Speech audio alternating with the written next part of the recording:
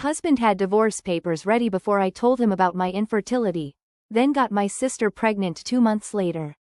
But he should have made sure the baby was his son. I'm not new to Reddit, but I am new to writing my own story. I've always been the type to just read, and I used to think with horror. I hope I never have to share mine. But here I am. I'm 30 years old, and I was married to Philip, who's the same age as me. After 3 years of marriage, we decided it was time to start trying for a baby. I've always been one of those women. I wanted kids running around the house, filling it with laughter. So we started trying right away, full of hope. But month after month, nothing happened. After 2 years with no success, I had a gut feeling that something wasn't right. I suggested seeing a doctor, but Philip wasn't exactly thrilled about the idea. He kept telling me these things take time, that I shouldn't stress so much. Still, I couldn't shake the feeling that I needed answers. Eventually, he agreed, and we both got tested. The news shattered me. I had a condition that made it extremely difficult for me to get pregnant naturally. The doctor told me my chances of having a successful pregnancy were slim. In an instant, all my dreams fell apart. I cried the whole way home. I had to tell Philip, even though it hurt me to my core. And then there was my mother-in-law, Martha, who was obsessed with the idea of grandchildren. Every chance she got, she would remind me how excited she was to have grandkids and ask when I was going to give her some. That night, I sat Philip and Martha down. I had to tell them everything. I barely finished explaining when Martha burst into tears. She was sobbing dramatically, like she was the one who couldn't have kids, not me. Honestly, she seemed more upset than I had been when I got the news. She didn't even ask how I was feeling. Philip didn't react at first. He just sat there, staring at nothing. I thought he was in shock and needed time to process everything. But then, he got up, left the room, and came back 10 minutes later with a stack of papers. Divorce papers. At first, I thought maybe they were just generic forms, something he had grabbed in a moment of impulsive anger. But as I started reading, I realized they weren't. These were real divorce papers, detailed, prepared, and even notarized in some places. That hurt more than anything. He already had them ready, just in case. Philip had been planning this. He was just waiting for the moment he felt justified in using them. While I was worried about fertility treatments, researching doctors, and trying to give us a chance to become parents, he was meeting with a lawyer. He was ready to throw our marriage away the second things got hard. No discussion, no commitment, just a way out. I'll never know exactly how long he had those papers or what was going through his mind while he kept them hidden. Had he been planning this moment all along? Was he just waiting for me to mess up so he could leave without guilt? He didn't even bother explaining or apologizing. It was Martha who broke the silence. She said it was for the best, that Philip deserved the chance to have a complete family, and that I shouldn't stand in his way. I don't remember much of what happened after that. Somehow, I packed a suitcase and left. I moved out, and just like that, our marriage was over. During that time, I leaned heavily on my younger sister, Joan, who's 28. She was my rock, always checking in, bringing me food, reminding me that I deserved better. Which was all a lie. Because the whole time, she was betraying me too. 2 months after the divorce was finalized, Joan called me with exciting news. She was pregnant. But something about the whole thing felt off. She had never mentioned a boyfriend, and I knew she wasn't the type to have a one-night stand. So I asked her who the father was. After dodging the question for a while, she finally admitted it. It was Philip. She tried to excuse it by saying it just happened during what she called a difficult time in our lives. Yeah, our lives, like she was struggling just as much as I was. She claimed it wasn't planned, but that over time, their connection had grown. Apparently, while I was drowning in grief over my infertility and trying to hold myself together, they were comforting each other in bed, because they were devastated over my divorce. More and more excuses followed. She said, these things happen, that she had really tried to resist. But in the end, she told me that they were in love now and planned to raise the baby together. And as if that wasn't enough, because, of course, infertility, divorce, and betrayal weren't enough, things got worse. My parents took their side. They said I wasn't with Philip anymore, and it was Joan's turn to be happy. Martha, of course, was thrilled. She threw Joan a baby shower that was more extravagant than a wedding. She even called her the daughter she had always wanted. I couldn't take it anymore. I blocked them all: Philip, Joan, my parents, even Martha. I packed up my life and moved to a new city, determined to start over. The first few months were tough. It took time to adjust, but therapy helped me a lot. Little by little, I started rebuilding myself. I got a new job, met amazing people, and even started dating again. My boyfriend was a single dad with 2 kids, and they welcomed me into their family with open arms. For the first time in a long time, I felt loved and appreciated, not for what I could give, but for who I was. Then, after months of silence, Philip reached out. It started with a text from a number I didn't recognize. He said he wanted to talk and asked if we could meet. I ignored him. Then came the emails, the phone calls. Finally, he showed up at my workplace. I didn't want to see him. I told him to leave, but he wouldn't. So I said I'd call him later when I got home. And I did. That's when I found out Joan's baby wasn't his. After months of believing he was the father, Martha had forced him to get a paternity test. And it turned out Joan had been seeing someone else. The baby wasn't Philip's. Philip told me he had made a mistake, that he let his grief and his mother's pressure cloud his judgment. He said he realized he still loved me and wanted to fix things. He begged for a second chance, saying he couldn't move on knowing what he had lost. I let him talk. I didn't say much. When he finished, I sent him a picture. It was me, my boyfriend, and his kids at the beach, all smiling with our arms around each other. I told him I had found my family, the one I deserved. A family that loved me for who I was, not for what I could or couldn't give. He went silent. Then he tried to argue, saying, "It's not the same." But I told him it was exactly the same. And then I hung up. As if that wasn't enough, my parents have now been trying to contact me too. They say I should forgive them. Right. Because after everything, they still side with him. I've built a life I'm proud of. I don't owe them anything. So my response to all of them? They can all go to the same place I think they belong. Update 1. A few things have happened over the last 2 weeks, so I thought I'd give you an update. Don't think I haven't read your messages. I have, and I've replied to some. It meant a lot to see people commenting on my post. If I have to be the main character in one of these stories, at least let it be one that people comment on. Anyway, let's get to the update. About 2 weeks ago, I got a call from a new number. It wasn't one my parents or Phillips had used when they tried to reach me again. It was Marta, on a mission, to try and get me back with the miserable Phillips. According to her, he was all alone and devastated after finding out that the baby he was expecting wasn't his. She also said that maybe I didn't realize it, but women can find forgiveness within themselves. Then she brought up my infertility, saying it was time for me to accept reality and focus on being a good wife instead of holding grudges. It sounded like begging to me, which I found pretty funny coming from her. I made it very clear that there was absolutely no chance I'd go back to Phillips and that she really needed to stop playing with me. So she earned herself a call ending right in the middle of her speech about why Phillips was good for me. When I hung up, I thought it would have been nice to tell her she wasn't this concerned about our relationship when she helped him divorce me. So I called her back just to say that, then hung up and blocked her for good.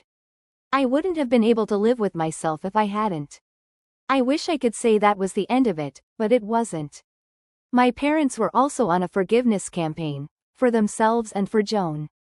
Their messages were along the lines of, "Well, it wasn't your ex's baby, so that has to count for something, right?" Yeah, it counts for something. It counts as proof that she's even more of a slut than I thought. The last straw was a few days ago. I was leaving work late at night, and suddenly, Joan appeared. She was frantic and exhausted, and before I could react, she started begging me for help. She said her life was falling apart and that she needed her big sister. Apparently, the real father of her baby had left, and she was at the lowest point of her life. She said she regretted everything and wanted to make amends. I told her she should probably plan things better because when she doesn't, she ends up sleeping with her sister's ex, along with other men, then gets pregnant and ends up a single mother. It looked like the whole, being a loose woman, strategy wasn't working out for her. Joan ran off crying and sped out of the parking lot. I just stood there. Of course, my parents found out and called me the next day, furious. They said I was acting like a stranger instead of family. To which I told them that's exactly what I thought I was. I blocked them again. I don't understand how they have so many different phone numbers. Maybe after I left, they started a criminal organization, and that's why they have so many numbers at their disposal. I'm finally happy again, and they just want to ruin it. It's like they realized my life is better without them, and they need to stop it as soon as possible. I've blocked them a million times, but they'll keep finding ways to harass me because that's what entitled people do. They think they have the right to betray you, hurt you, and even take away your happiness. It's time to take legal action. Update 2. I've been doing everything I can to block my ex, his mother, and my family from contacting me. I changed my phone number, blocked them on social media, and even told mutual contacts that I don't want any updates about them. Despite all of this, they keep finding ways to intrude on my life, and now they've dragged my boyfriend into their mess. That's why we now have a restraining order against my ex. Let's start with the first problem. For a while now, my boyfriend has been receiving really weird and creepy messages on his social media and emails. At first, he thought they were just spam or random trolls. The messages started off pretty harmless, with vague things like, "Are you really sure you know who you're with?" Or, "Do you wish you hadn't done this so soon?" But then, they took a much darker turn. Some messages started including personal details about me, things only someone from my past would know. One email mentioned the name of my childhood pet, a dog I haven't talked about in years. Another included the address of the house I grew up in. That's when my boyfriend realized this wasn't random. He didn't tell me at first because he didn't want to worry me, but when the messages started coming in daily, he finally showed me. This was beyond creepy. Whoever was behind these messages had clearly done deep research into my life, and it was pretty obvious who it was. Phillips or someone in his circle. Just when I thought they couldn't sink any lower, things got even scarier. Last week, Phillips showed up at my boyfriend's workplace. Yes, you read that right. Somehow, he found out where my boyfriend works, walked into the building, and asked to speak with him. My boyfriend agreed to meet him in the lobby, thinking maybe Phillips wanted to talk like an adult. But, of course, that's not what happened. According to my boyfriend, Phillips started with a long, delusional speech about how I still loved him and how my boyfriend was standing in the way of our supposed happy future together. Phillips had the audacity to suggest that my boyfriend should break up with me for my own good, claiming I'd be better off with him. My boyfriend firmly told him to leave. That's when Phillips' entire demeanor changed. He got aggressive, throwing out threats like, "You have no idea what I'm capable of," and hinting that he'd make my boyfriend's life difficult if he didn't make the right decision. The right decision being to leave me so I could go back to my stalker ex. Because there's nothing I'd want more in this world than to reunite with my obsessive ex-husband. Thankfully, my boyfriend immediately called security, and Phillips was escorted out of the building. He told me about the incident as soon as he got home, and I could see how shaken up he was. He didn't deserve to be dragged into this mess, especially not at his workplace. I've contacted a lawyer and am in the process of taking serious action. I don't know how Phillips found out where my boyfriend works, but I'm determined to find out. My lawyer has advised me to document everything right now because it will help build a case against him. I've also filed a police report and am looking into getting a restraining order against Phillips, even if it's just a temporary one. Phillips is starting to show that he's mentally unstable, which honestly shouldn't surprise me, given that he's the kind of man who gets divorced because his mother told him to. But I think my family is even worse. Instead of being horrified by Phillips' behavior, they're more concerned about Joan and the fact that she's a single mother. As if I'm supposed to drop everything and help her raise that baby. My mom recently sent me yet another email telling me I need to stop trying to push away the people who love me. If these are the people who love me, I don't want to know what being hated feels like. My family has their golden child, and it's not me. So as far as I'm concerned, I have no family. They have nothing, absolutely nothing, that interests me at this point. There's no appeal in being part of that family. None. It's like wanting to be a member of the Addams family, except everyone's even crazier. And that's an experience I have no desire to go through. Update 3. I have news about Joan that I think might interest you. I know that if I were reading this story instead of being the protagonist, I'd want to know. A few days ago, I got a call from a mutual friend of mine and Joan's. Apparently, Joan has been completely missing for the past week and a half. She left her son, my nephew, with our parents and hasn't contacted anyone since. From what I've been told, she didn't leave a note or give any explanation about when she would return.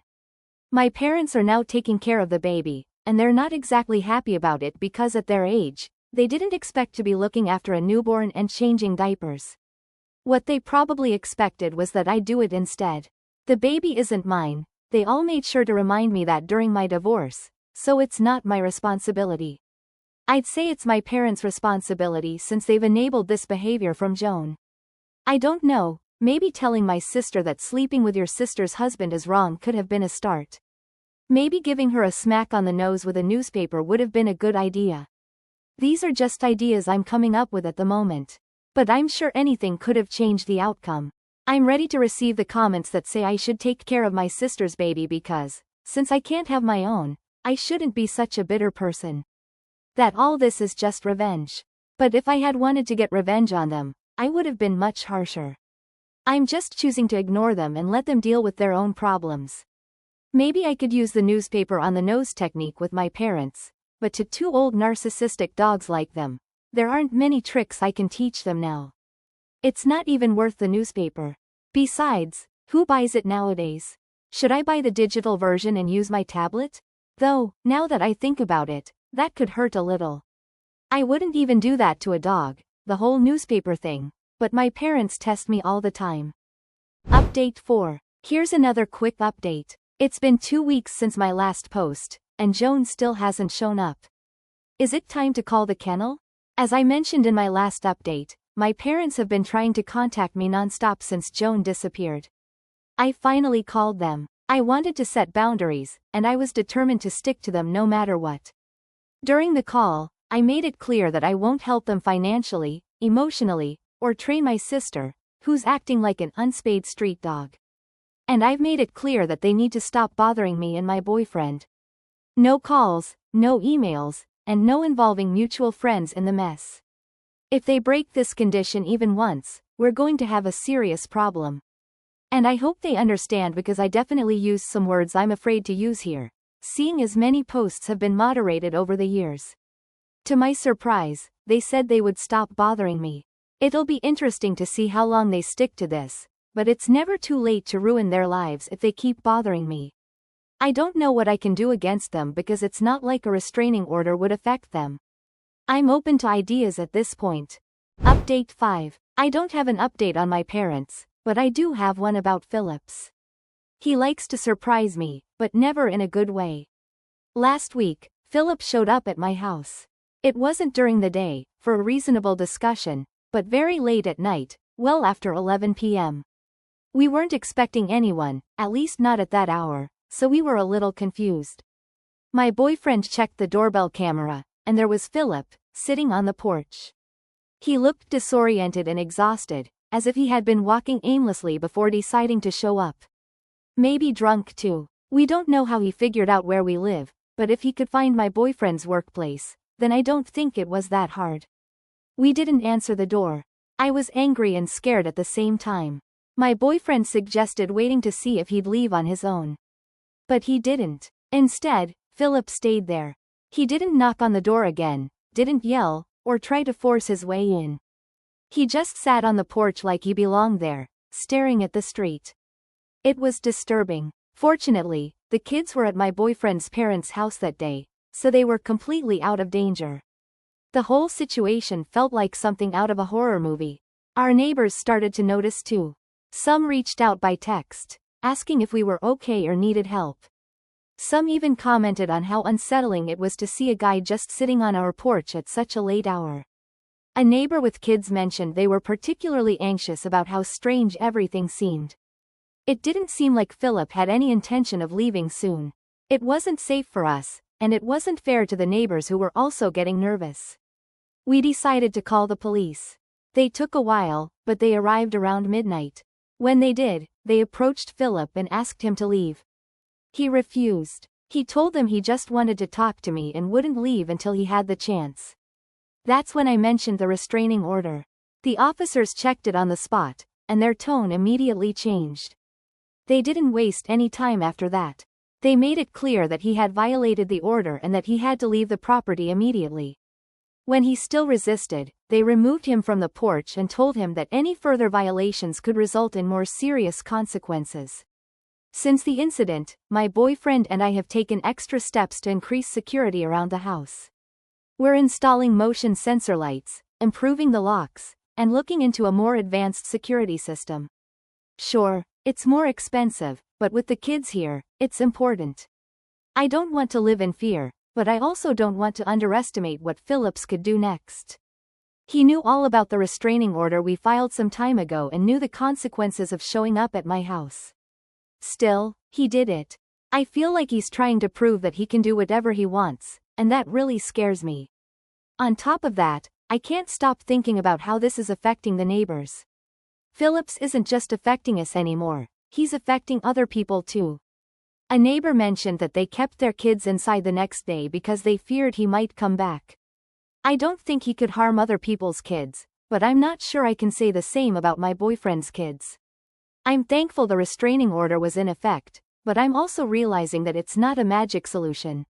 People like Phillips, who don't think coherently, don't seem to care about these things. I've filed another police report, and my lawyer is focusing on making the restraining order stronger. We're also considering other legal actions to ensure that Phillips faces serious consequences if he does this again. With everything that's happened over the last few months, I was sure my boyfriend would break up with me because he has 2 young kids. Who would want to put them in the middle of so much drama? But he's been by my side through all of this, and that's a lot more than Phillips has ever done. Imagine if this were the other way around. Phillips would have left me a long time ago. His kids still really like me, and that's the sweetest part of all. I hope things settle down a bit for now. That's the best I can hope for at this moment. Update 6. Joan has returned, but that's not the most disturbing part of this update. I'll start with Joan because the other part is a bit more extensive and will make my sister's situation seem less important. My sister came back after a few months, which was when she ran out of money. My parents, as expected, welcomed her with open arms. Do you want to know why she doesn't want to ask for child support from the baby's real father, which would surely make things easier for her? Because she doesn't want to be a mother and isn't even sure if that person is the father of the baby. My parents want her to stay, at least to be a mother to the baby, but she plans to leave again. But enough suspense. Let's talk about Philip. Philip attacked one of my coworkers. There are several locations for my company in the city, and because of my job, I can be at any of them depending on the tasks for the day. That day, I wasn't at the one he thought I'd be at. He tried to speak to one of my coworkers, and when she told him I wasn't there, he started demanding she tell him where I was. She realized he wasn't acting like a normal person and wasn't in his right mind, so she called security. But while security was on their way, he attacked her because he thought she was protecting me, which in a way, she was. Not only was he arrested for physically attacking my coworker, but his intention was to break the restraining order again. We submitted all of that with my lawyer in the investigation, along with other documents about his visit to my house. Can you believe that my mother-in-law tried to contact me to ask me to withdraw the report and the restraining order? She did it because her son might spend time in prison, and he's not a gangster who's used to that kind of life. I told her I couldn't care less, and that if they tried to embarrass him there, even though it's technically impossible, I wouldn't care too much. I told her that was her best shot at being a grandmother right now, and that's saying a lot. I expect updates, but I don't think they'll be anytime soon. The case is closed for now, but it's still waiting for trial, which could take a few months. Update 7. I think this will be the conclusion of my story, so I can just come back to read them. Though now, I think I'll take a break from reading Reddit stories, or at least stories like this, because it reminds me of Vietnam. Joan left again, leaving my parents with my nephew. She didn't even tell them who the baby's father might be so they could try to pursue child support. The last I know, according to what my mother writes in some sporadic emails, is that at least they're free from lawsuits. For me, it seems she's moved and lives in another city where she got a job. They still hope she'll eventually come to her senses and want to be a mother. But losing my ex affected her, and that's why she can't be near her son right now. If I could tell my sister anything, it's that losing him was the only good thing that's happened to her lately. As for Philip, he got 2 years for breaking the restraining order again, with the intention of being violent. Plus another 6 years for attacking my coworker, who obviously pressed charges and testified at his trial. Wow, she seemed even more eager to see him behind bars, and that's what she wanted for Christmas. I think 8 years is pretty good, and it frees us from my ex. I also attended his trial and ran into his mother, but she didn't say anything to me and couldn't even look me in the eye. If we ever meet again, here or on another sub, I hope it's not because of my story. I think I've had enough. And don't worry, no dogs were harmed during my story. I'd never do that to a dog. But some of the people did deserve it,